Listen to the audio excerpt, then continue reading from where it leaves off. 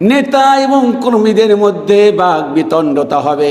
কর্মীরা নেতাদেরকে হাত ধরে বলবে, ইন্না কুন্না লাকুম তাবাআ, ও আমার নেতা, আমি তোমার অনুসরণ করেছি, তুমি যা বলেছো আমরা তাই করেছি।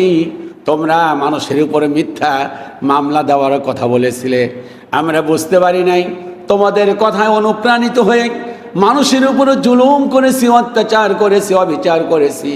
মেহেরবানি করে আমাদের উপর যে শাস্তি আল্লাহ পাক দিয়েছেন, এই শাস্তি মেহেরবানি করে তোমরা লাঘব করে দাও।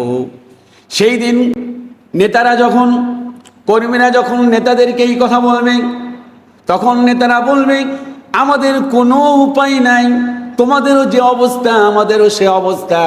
সাওয়াউন আলাইনা, সমান সমান, আজাসিনা আম সাবারনা মা লানা মিন মাহিস।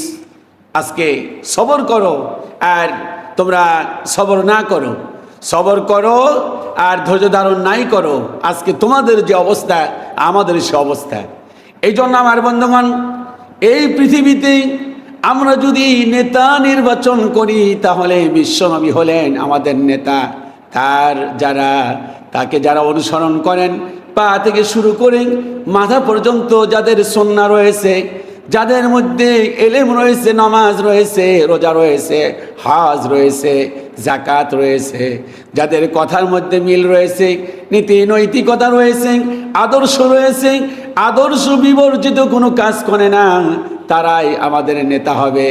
এছাড়া দুনিয়ার কোনো নেতাকে যদি আমরা নেতা মানি, যাদের নামাজ নাই, রোজা নাই, হজ নাই, যাকাত নাই, নীতি নাই, নৈতিকতা নাই, তাহলে কিয়ামতের দিন তাদের সঙ্গে আল্লাহ পাক আমাদেরকে হাসর নসর করাবেন। মান তাসাব্বাহা বিকওমিন ফাহুয়া মিনহুম, যে জাতি যার সঙ্গে ওঠা বসা করবে, কিয়ামতের দিন তার সঙ্গেই তার হাসর নসর হবে।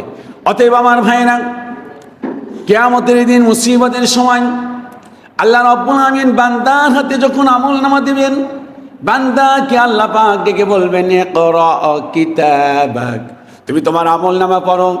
কাফা বিনাফসিকাল ইয়াউমা আলাইকা হাসিবা, আজকে আমলনামা পড়ার জন্য তুমি নিজেই যথেষ্ট।